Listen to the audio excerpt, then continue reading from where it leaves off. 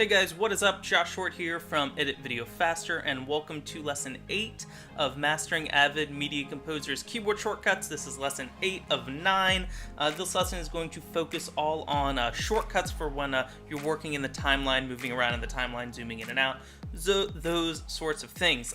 One more lesson to go after this one, and if you're not familiar with Mastering Avid Media Composer's Keyboard Shortcuts, in each lesson I tackle a handful of shortcuts, tell you what the keyboard shortcut is, and then I show you what it does inside of Media Composer. So this is lesson 8 of 9, and let's jump into it. Okay, so doesn't matter what's in our timeline or in our monitors, doesn't really matter. So our first keyboard shortcut, man, can't talk this afternoon. All right, that's going to be zoom in, or as Avid Media Composer calls it, more detail. And if you hold down Command if you're on a Mac, Control if you're on a PC, and hit the right bracket key, that's going to move in where you are in the timeline. And likewise, zooming out, or less detail, as Media Composer calls it, hold down the Command or Control key and hit the left bracket. That's going to zoom you out. Once again, hold down Command Control, hit the right bracket, zoom in. Left bracket is going to zoom you out while holding down Command or Control. Okay, if you want to show the entire sequence at once, let's say I was zoomed in close and I want to zoom it out all the way, hold down Command or Control and hit the slash key, the one that has the question mark on it, not the backslash. And that's going to zoom out, showing you the entire sequence, your entire timeline. Okay, just going to zoom back in a little bit. If I hold down Command or Control and hit the M key, my cursor changes to these two little arrows with this box inside. And if I lasso an area and then let go, that's going to zoom into that area that I just lassoed. So one more time, hit Command or Control and the M key and lasso an area, and that's going to zoom you into where you lassoed. And if I hit Command or Control and the J key, that's going to zoom you back out to where you were previously. I hardly ever use this keyboard shortcut, Command or Control J, to zoom you back out to where you were previously, but hey, that one's there for you. So once again, hold down Command or Control, hit the M key, and lasso an area, and that's going to zoom you into that specific area. Okay, what do we have next? Okay. If we have a couple tracks selected here, let's just do all the audio tracks. For example, if I hold down Command or Control and I hit the L key, that's going to make the size of these tracks larger. It's not going to affect the other tracks. Likewise, if I hit Command or Control and hit the K key, that's going to make these smaller.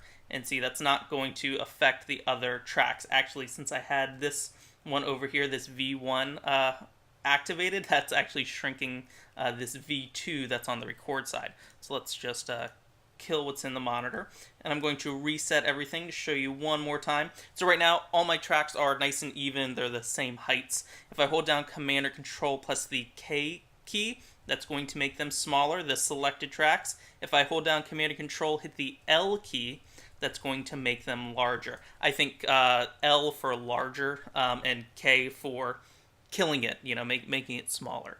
I don't know if those two words work for you. Okay, let's go back and make our tracks normal height, just because I'm kind of OCD like that. If I hold down Command or Control and I hit the Y key, that's going to create a new video track for me. So once again, hold down Command or Control, hit the Y key, that's going to create a new video track. Since I have my highest video track right here is V8, when I hit Command and Control Y again, it's going to make one on V9. Let's just delete these guys. Okay, and if I want to make a new mono audio track, hold down Command and Control and hit the U key.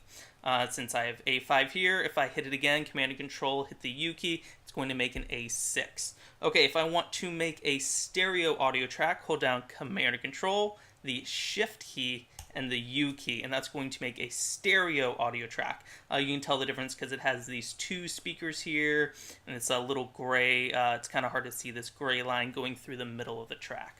Let's delete these guys, and I'm just hitting the backspace or delete key to do that.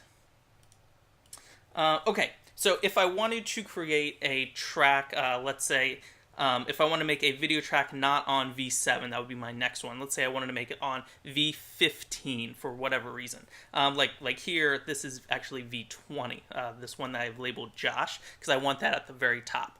That's where I leave all my notes and everything. But let's say I want to make a V15, but I don't want V7 through V14 in there. If I hold down Command or Control, hold down the Option key or the Alt key, and hit the Y or the U key, either one, doesn't matter, I use the Y key. So one more time, Command or Control, Option Alt, and the Y key or the U key.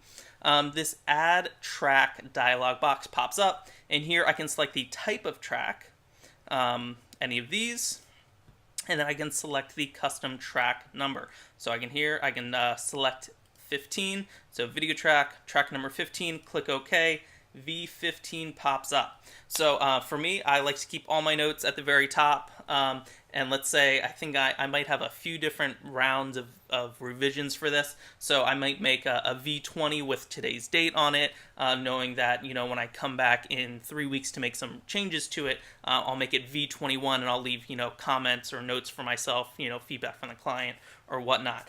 So that's kind of a reason why you would do that. So once again, Command and Control, Option Alt, hit the Y or the U key, and you can add a audio track or video track at a track number of your choice. Okay, two more quick ones for you. Zooming back out here, remember Command and Control, left bracket to do that.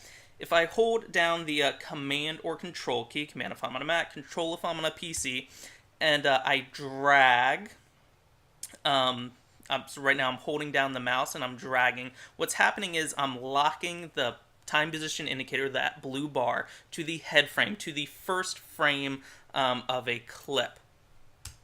So if I zoom in a little bit more, Command and Control plus the right bracket, I'm holding down Command, and let's say I wanted to lock on right here, right at the very beginning of this background dash blue dot move. Hold down Command and Control, and clicking and dragging, and automatically that time position indicator jumps to that first frame. So that's really useful, like, you know, just in everyday editing. So holding down Command and Control, and I'm just scrubbing through with my finger pressed down on the mouse, and that's locking to the head frame, so that first frame of video. And as you can see, like, let's see right here, I was holding down Command and Control, and see, it locks here on the first frame, and then it locks here again, and you're like, oh, why did it lock there? There's no video to lock onto. It doesn't matter when you're at the end of a clip and there's black.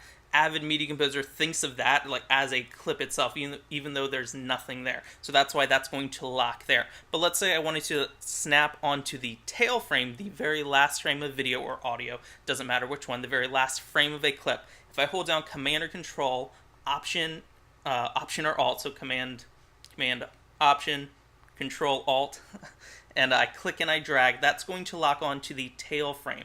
That's going to lock onto the last frame of video. So right here, I was holding down Command, Control, Option, Alt, and dragging, and it locked here instead of locking here on that very first frame if I was holding down Control. Does that make sense? So hold down Command or Control, that's going to lock onto the tail frames, the last frame of a clip. And hold down Control or Command, that's going to lock down on the head frames.